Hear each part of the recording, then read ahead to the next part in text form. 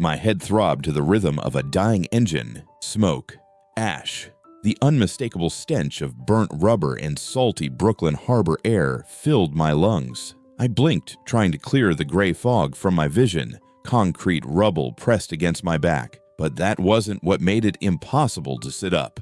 It was the weight, a massive anchor-like heaviness pulling my center of gravity down.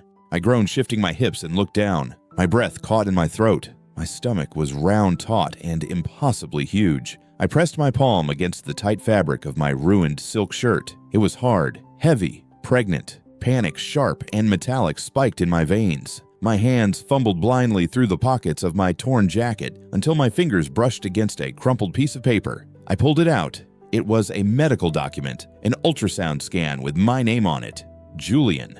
And suddenly the memories, or what I assumed were my memories, crashed over me like a tidal wave. I wasn't just Julian. I was an Omega. A weak, pathetic, hopelessly romantic Omega who had given his heart, his body, and his absolute devotion to three alphas: Caleb, Harrison, Silas, the Sinclair brothers.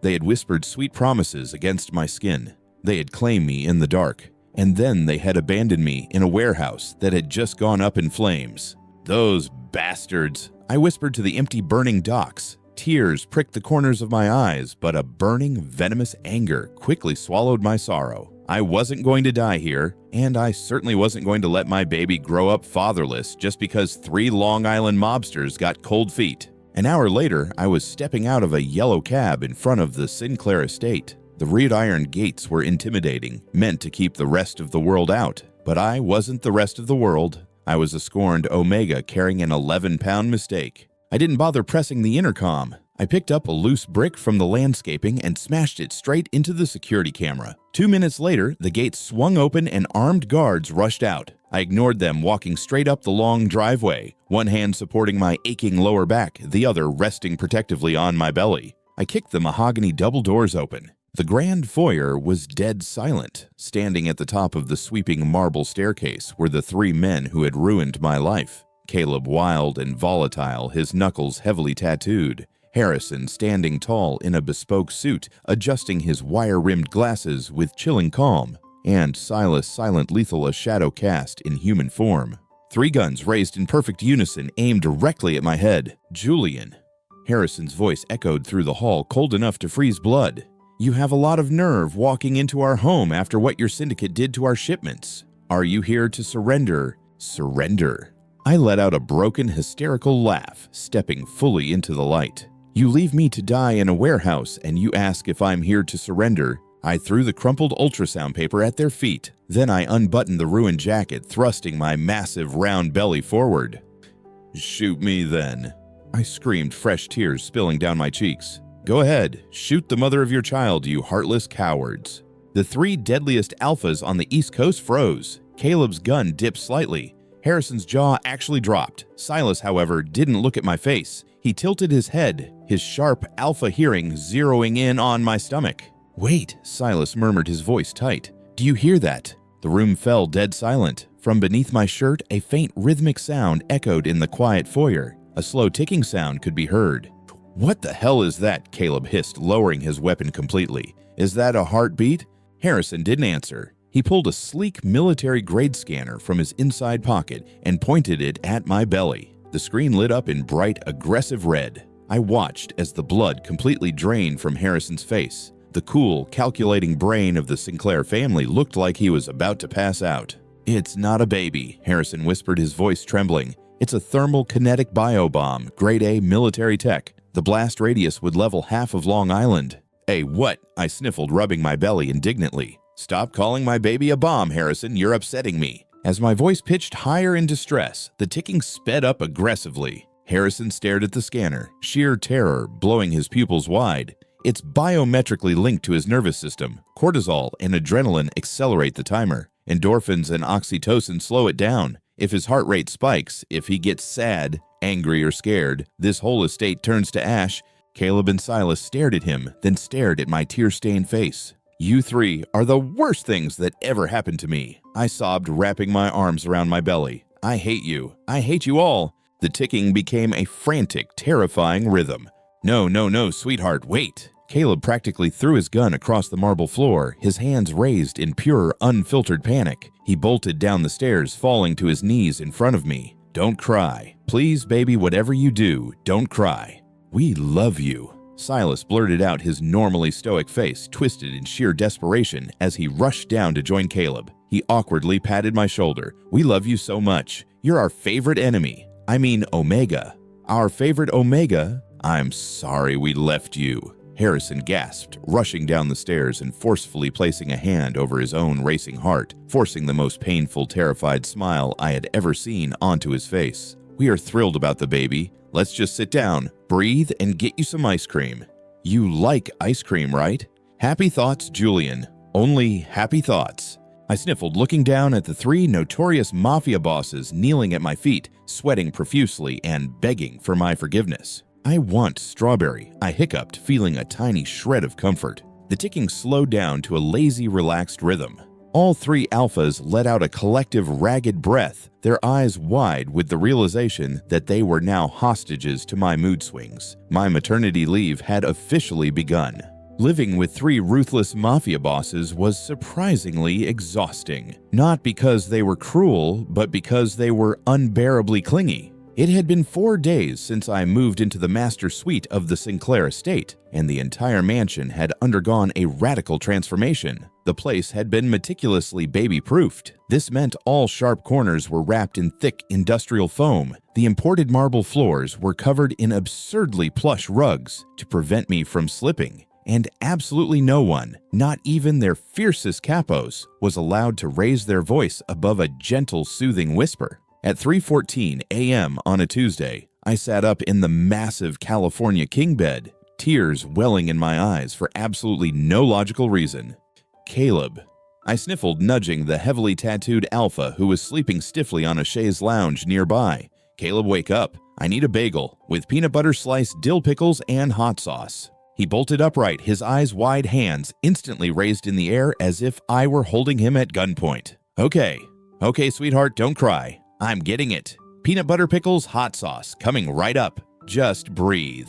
He sprinted out of the room, nearly tripping over a Persian rug. I pouted, crossing my arms and resting them on the top of my hard, heavy belly. A slow ticking sound pulsed from my stomach. The baby was restless tonight. I could hear their little heartbeat echoing in the quiet room. Harrison hurried in, moments later, his wire-rimmed glasses slightly askew, wearing silk pajamas and carrying a large jar of thick blue paste. He looked completely sleep-deprived. "Julian, darling, how are you feeling? Are we calm? Is the temperature in the room adequate? My skin feels tight." I complained, my lower lip trembling as I looked down at my massive stomach. "I'm losing my figure, Harrison. I look like a blimp.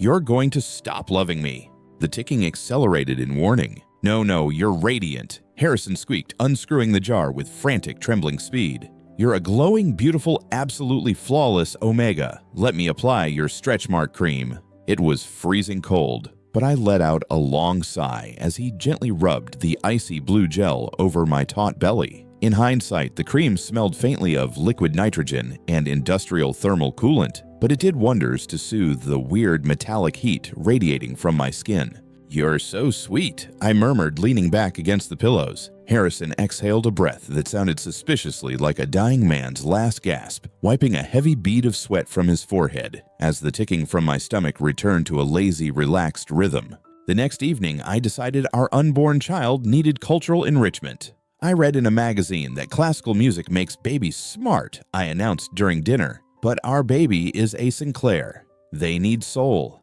They need rhythm. I want live jazz." Within 2 hours, a terrified-looking 7-piece jazz ensemble was set up in the grand living room. They played smooth saxophone tunes while surrounded by heavily armed guards. I lounged comfortably on a velvet sofa, sipping a virgin mojito and swaying my head to the music. Silas sat on the floor right beside me. The deadliest assassin in New York City was currently resting his ear flat against the curve of my stomach. "Is the baby kicking Silas?" I asked softly, running my fingers affectionately through his dark hair. He was holding a small, specialized stethoscope against my shirt, his eyes squeezed shut in intense, agonizing concentration. "Yeah," he muttered, his jaw clenched so hard a muscle twitched in his cheek. "He is really active. So many wires. I mean veins. Very strong pulse. I smiled warmly, closing my eyes as the saxophone crooned a sleepy, melancholic melody. The soothing music and the gentle weight of Silas resting against me worked like magic. I drifted into a light, peaceful doze. But a sharp, metallic sound snapped my eyes open. Silas froze. In his right hand, hovering mere inches from my navel, was a heavy-duty pair of red-handled wire cutters. I stared at the cutters. I stared at Silas. The jazz music faded into a blur of background noise. Silas Sinclair, I gasped, horrified. Are you trying to give my baby a makeshift belly button piercing? The rapid ticking erupted wildly. No, Silas threw the wire cutters across the room like they were ablaze. They smashed directly into a priceless Ming vase, shattering it into 100 pieces. I was trimming my fingernails. Yes, so I wouldn't scratch your beautiful, delicate skin. Caleb and Harrison dove over the back of the sofa, landing in a heap beside me. He is just an idiot, Caleb yelled, sheer panic in his dark eyes as he grabbed my hand. Breathe, Julian. Look at the jazz band. Play louder, you fools. The terrified band erupted into a frantic, chaotic jazz solo that sounded more like a car crash than music. I took a deep, shuddering breath, trying to calm my racing heart. My alphas were just eccentric. They were trying their best to be good fathers. I couldn't be too hard on them. Later that night, unable to sleep, I waddled into Harrison's private study to borrow a book. As I reached for a novel on the shelf, my foot bumped against something under his mahogany desk. I crouched down with great difficulty and pulled out a thick stack of blueprints. I unfurled the large papers on the floor. They were highly detailed schematics. Red lines, blue lines, explosive yield circuit boards, and complex timing mechanisms. I didn't understand any of the engineering jargon, but underneath the blueprints was a small wooden box filled with tiny screwdrivers, a soldering iron, and measuring tape.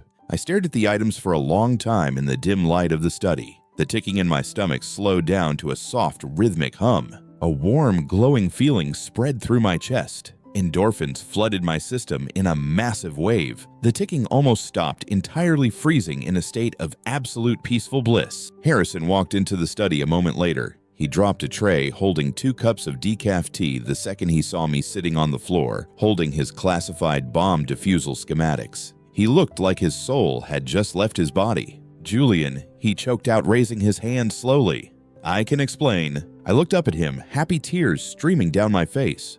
You're drawing blueprints for the baby's crib, I whispered, clutching the bomb schematics to my chest. And you bought all these little tools to build it yourself, didn't you? Harrison blinked. The color slowly returned to his pale face. He let out a breathless, half-insane laugh that bordered on a sob. Yes. He lied smoothly, his voice cracking slightly. Yes, my love. Only the most complex, highly engineered crib for our child. I clumsily got to my feet and hugged him. He wrapped his arms around me tightly, trembling like a leaf in a hurricane, entirely a hostage to my delusions. I had never felt so cherished. At exactly 2 p.m. on a Thursday, the tranquility of my maternity leave was rudely interrupted. I was sitting at the massive kitchen island wearing Caleb's oversized black hoodie, peacefully sipping a bizarre concoction of warm almond milk cinnamon and exactly 3 drops of ghost pepper hot sauce. The Sinclair brothers had left an hour ago for a boring logistics meeting, leaving me with a dozen heavily armed guards. I was halfway through reading a parenting blog about the importance of a stress-free environment when the west wing of the estate exploded. The blast shattered the floor-to-ceiling kitchen windows, sending a shower of tempered glass across the imported Italian marble. The blaring shriek of the security alarm instantly pierced my eardrums. I didn't scream. I didn't cower under the table. Instead, an icy, hyper-focused calm washed over me. I placed my mug down and gently patted my massive belly. Don't worry, little one, I whispered, my voice dropping an octave into a cold, lethal register I didn't even know I possessed. Mama is going to take care of the loud noise. I slid off the bar stool. Muscle memory sharp and unyielding took over my limbs. A tactical strike team dressed in unmarked black gear swarmed into the kitchen through the broken windows. There were 6 of them. Bratva hitmen, judging by the bulk of their tactical vests and the aggressive grip on their rifles. The closest hitman raised his weapon, shouting a command in Russian. He didn't get to finish. With a flick of my wrist, I grabbed a solid silver carving fork from the drying rack and hurled it with terrifying precision. It buried itself hilt deep into the unprotected gap of his shoulder joint. The man howled, dropping his rifle. Before the weapon even hit the floor, I lunged forward, moving with shocking agility, despite my 11-pound belly, caught the rifle midair, flipped the safety off, and slammed the butt of the stock directly into his jaw. A sickening crunch echoed as he went down instantly. Loud noises are detrimental to fetal brain development, I scolded fiercely. I pivoted smoothly, bringing the stolen rifle to my shoulder. I didn't even look through the sights. I just knew. I fired 3 short, controlled bursts. 3 hitmen dropped as their kneecaps shattered. The remaining 2 scrambled for cover behind the mahogany dining table, returning fire. I casually ducked behind the granite kitchen island, checking the magazine clip with swift, practiced motions. Why did I know how to do a tactical reload? I pushed the thought aside. Omega maternal instincts were truly a miraculous thing. "You're disrupting my child's nap time," I yelled, pulling a stray grenade from the unconscious hitman's vest. I pulled the pin with my teeth, spat it onto the floor, and lobbed the explosive over the counter with a perfect, elegant arc. A massive explosion shook the room.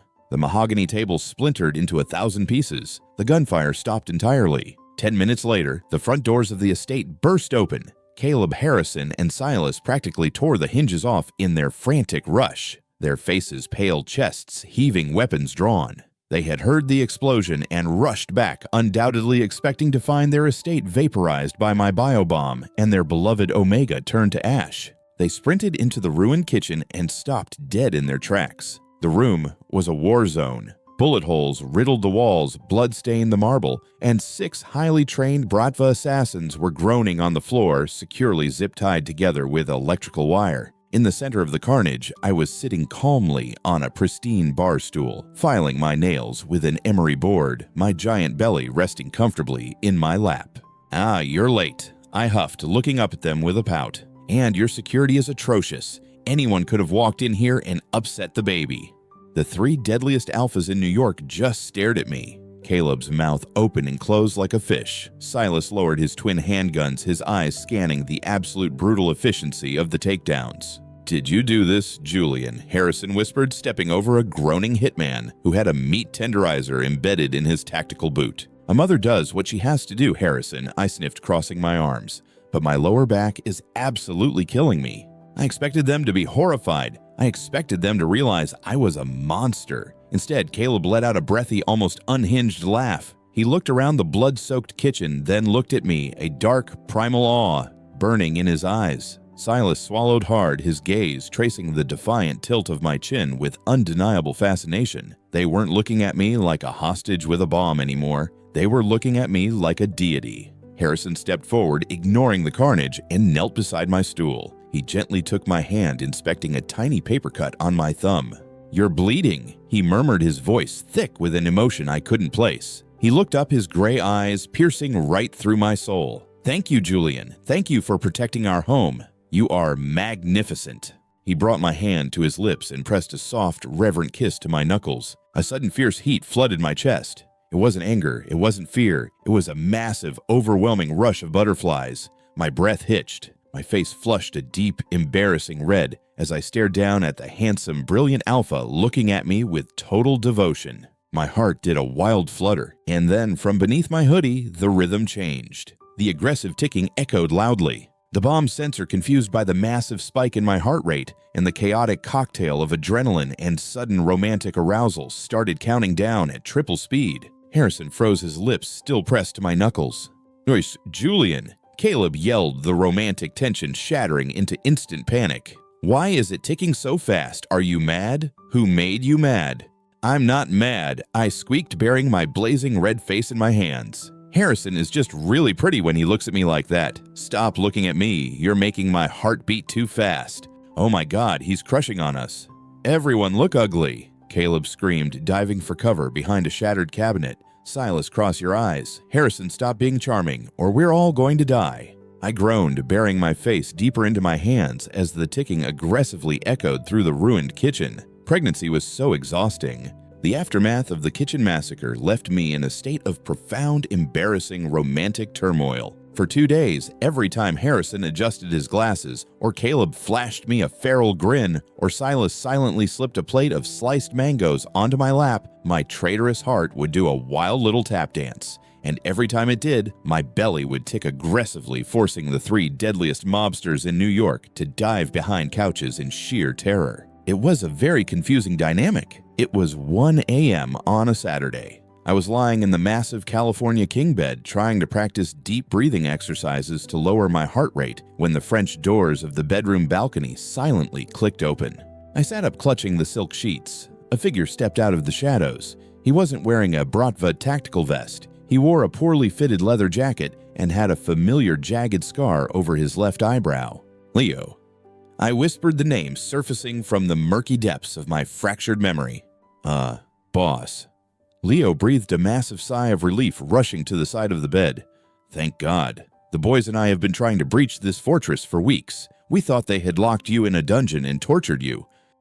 Boss, I blinked instinctively, wrapping my arms around my massive belly. Leo, I'm not a boss. I'm an Omega on maternity leave. Keep your voice down, you're going to wake the baby. Leo froze. He looked at me, dressed in a fluffy pink bathrobe, then stared blankly at my stomach. A look of profound, agonizing pity crossed his scarred face. Oh, boss, they really scrambled your brains, didn't they? He whispered, his voice trembling with horror. There is no baby Julian. You're the head of the Blackwood Syndicate, and those Sinclair bastards are playing you for an absolute fool.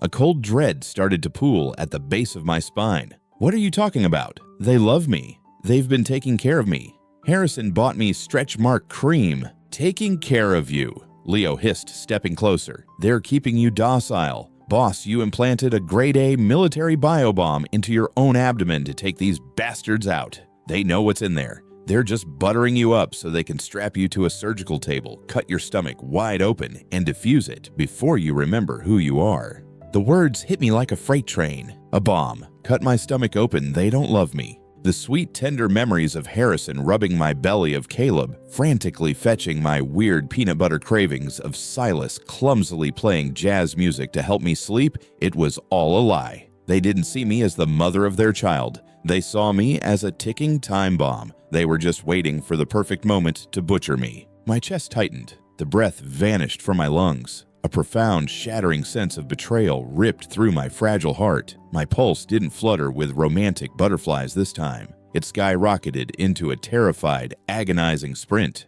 From beneath my fluffy pink bathrobe, the rhythmic ticking abruptly stopped. It was replaced by a high-pitched, continuous mechanical whine. A harsh, pulsing red light began to glow right through the fabric of my robe, illuminating the dark bedroom in a sinister, bloody hue. Holy shit, it's armed! Leo panicked, pulling his gun and backing away from me in absolute terror. Boss, you gotta calm down. You're redlining. We have to get out of here before you blow us all to hell. Before I could even process the glowing red doom emitting from my own body, the bedroom doors were violently kicked off their hinges. Caleb, Harrison, and Silas stormed into the room heavily armed and breathing hard. Their eyes immediately locked onto the pulsing red light radiating from my belly. The continuous, agonizing beep filled the room. The bomb was in its final warning stage. Any sane person would have turned and run for their lives. The blast radius was about to vaporize the entire estate in a millisecond. Leo panicked, pointing his gun directly at my glowing stomach.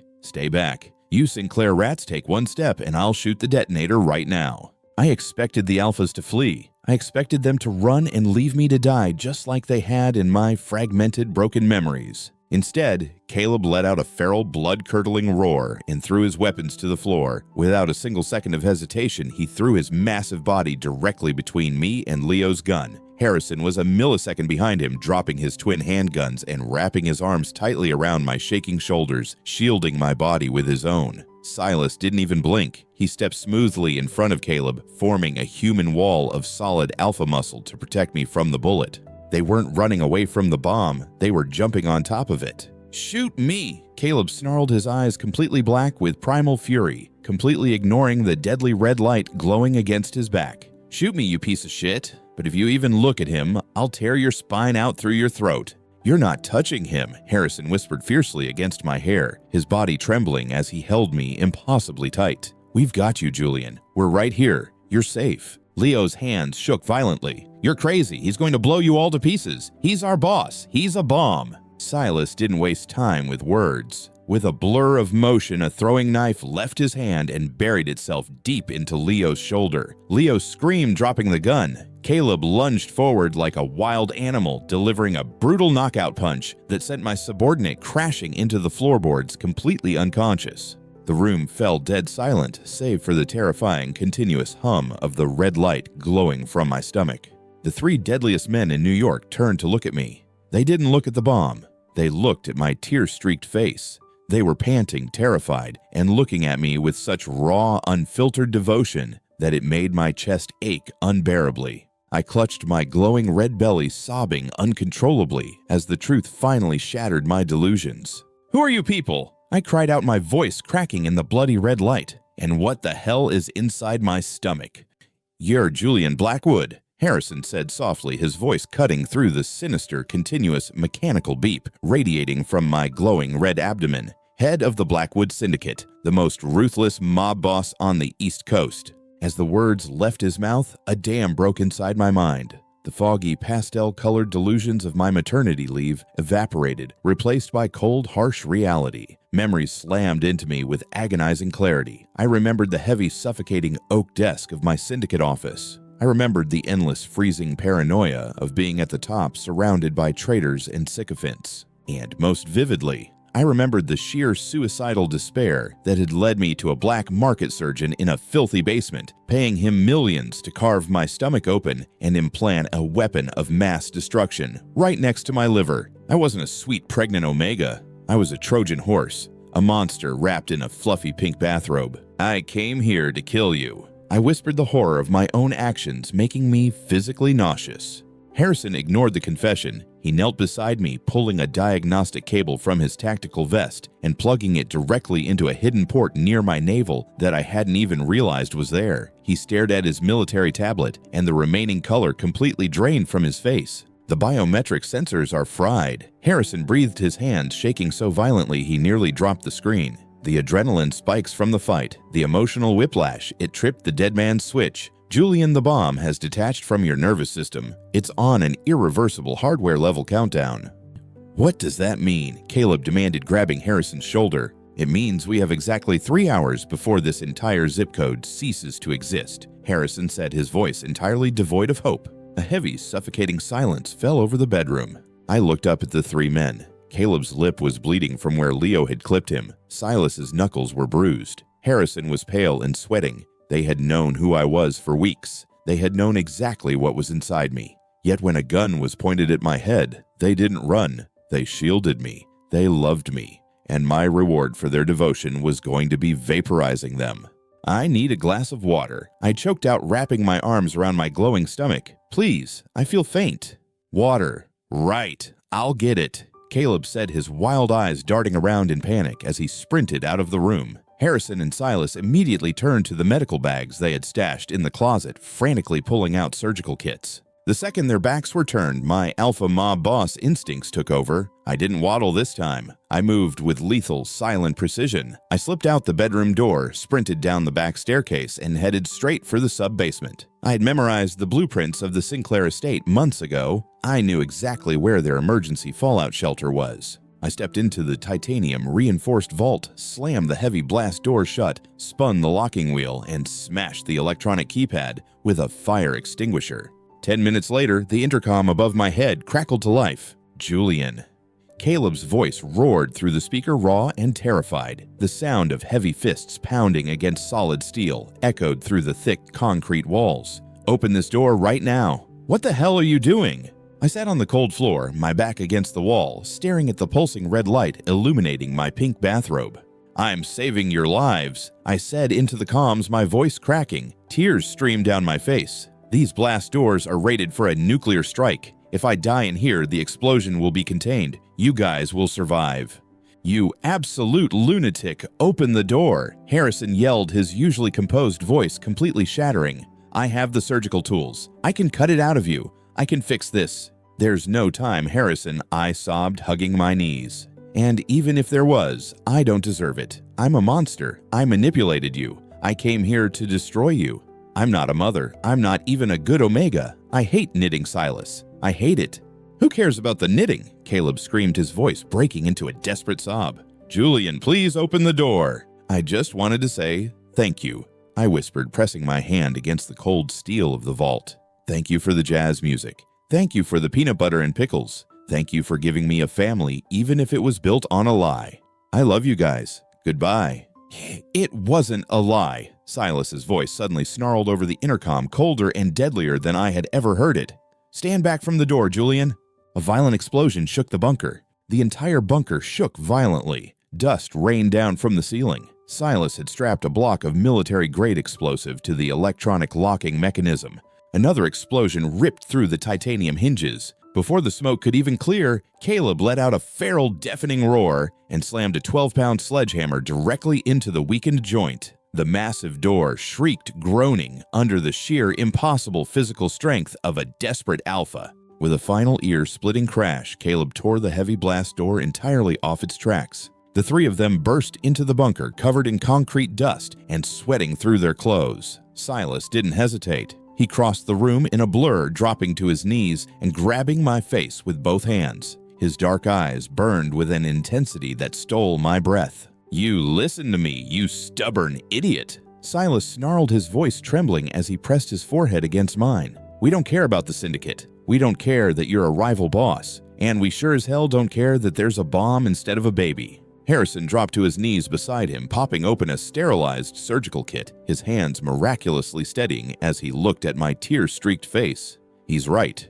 You are our family, Julian. We are not letting you die in a basement." Caleb knelt on my other side, wrapping his massive arms around my shoulders and pulling me against his chest, completely ignoring the deadly red light. "If there is no baby in there, that's fine." Caleb laughed, a wet, unhinged sound of pure devotion.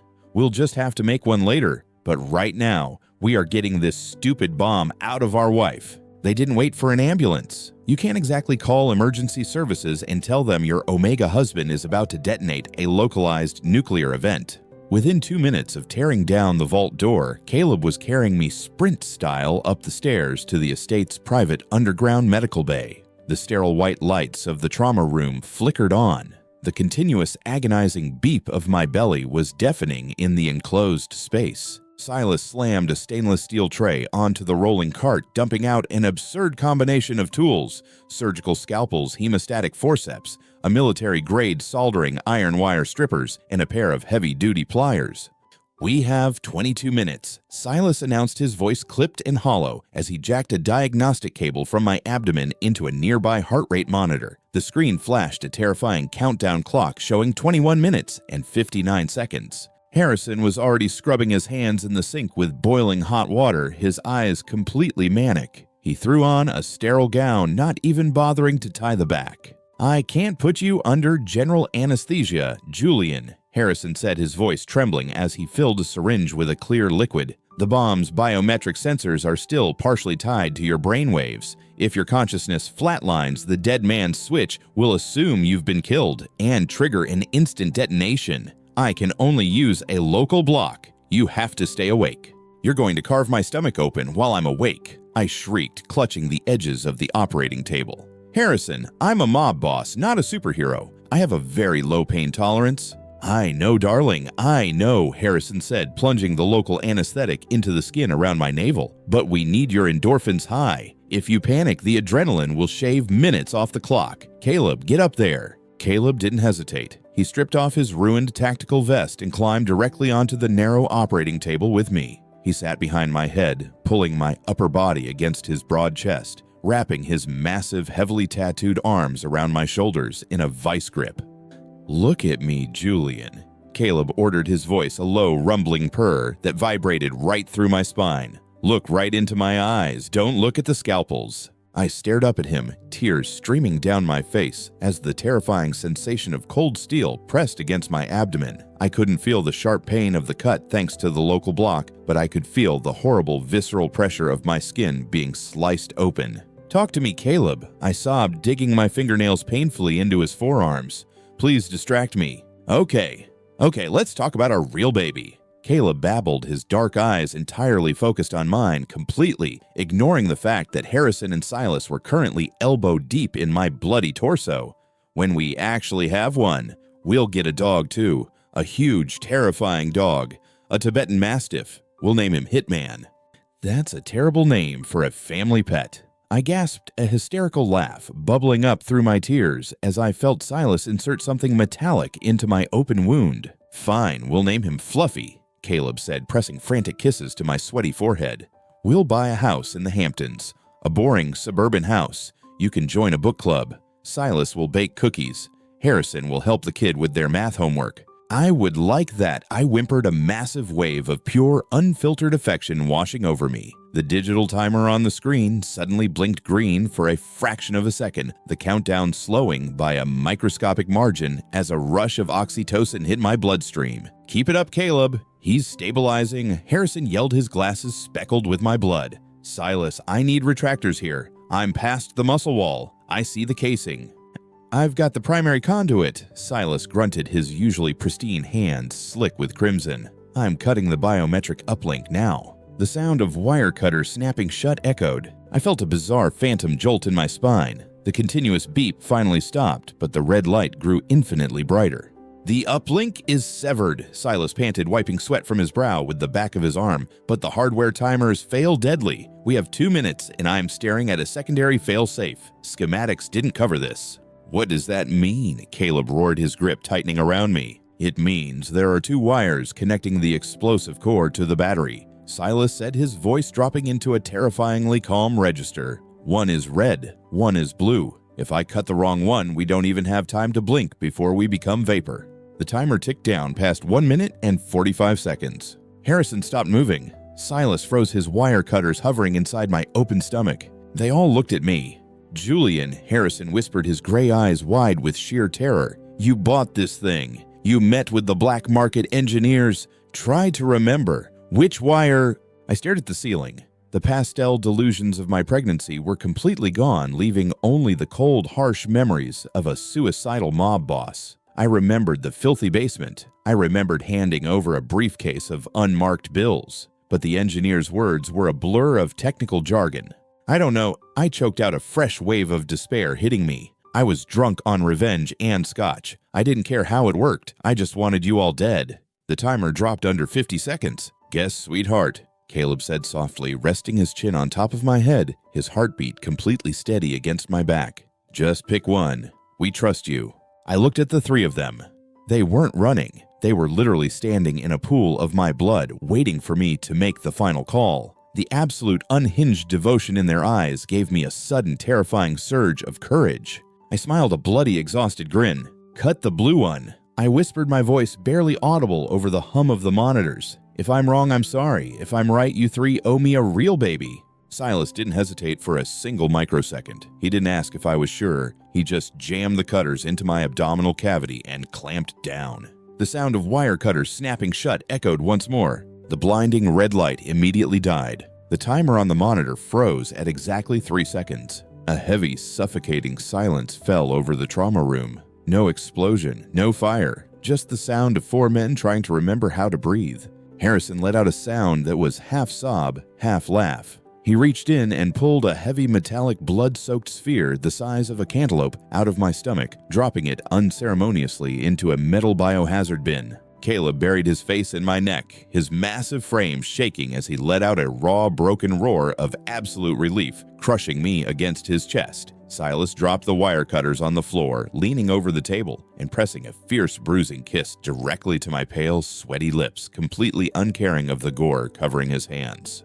The bomb was out. The Blackwood Syndicate's deadliest weapon had failed, and as Harrison began meticulously stitching my stomach back together, I realized with absolute certainty that I was never ever leaving these lunatics. 3 months later, the East Coast underworld was having a collective, prolonged panic attack. When rumors first leaked that the head of the Blackwood Syndicate had been secretly living with the Sinclair brothers, the 5 families expected a bloodbath. They expected a turf war that would turn the streets of New York into a war zone. Instead, what they got was a terrifying, hyper-efficient corporate merger. Combining my ruthless tactical planning with Harrison's logistics, Caleb's brute force, and Silas's lethal precision created an absolute monopoly. The Sinclair Blackwood empire was now untouchable. And the most terrifying part, we ran the entire East Coast from a sunny, heavily child-proofed breakfast nook in Long Island. I stood in front of the massive vanity mirror in the master bathroom, the morning sunlight catching the reflection of my completely flat stomach. I traced my fingers over the pale skin of my abdomen. Running right down the center was a jagged, vicious-looking surgical scar, a permanent souvenir from the night Harrison played bomb squad surgeon on a dining table. But the scar wasn't ugly anymore. A month ago, Caleb had flown in a legendary underground tattoo artist from Tokyo. Now beautifully woven over and around the jagged tissue was a masterpiece of black and crimson ink. 3 heavy, overlapping alpha circles formed an unbreakable chain, tightly cradling a single delicate black rose, the Blackwood Rose. It was a permanent, aggressive mark of absolute devotion. They hadn't just saved my life, they had claimed my scars. I sighed, dropping my hand and turning side to side, inspecting my reflection. I looked great. I had my pre-bomb figure back, but honestly, it was incredibly boring. I feel empty, I announced loudly to the pristine bathroom, knowing full well my alphas were somewhere within earshot. They always were.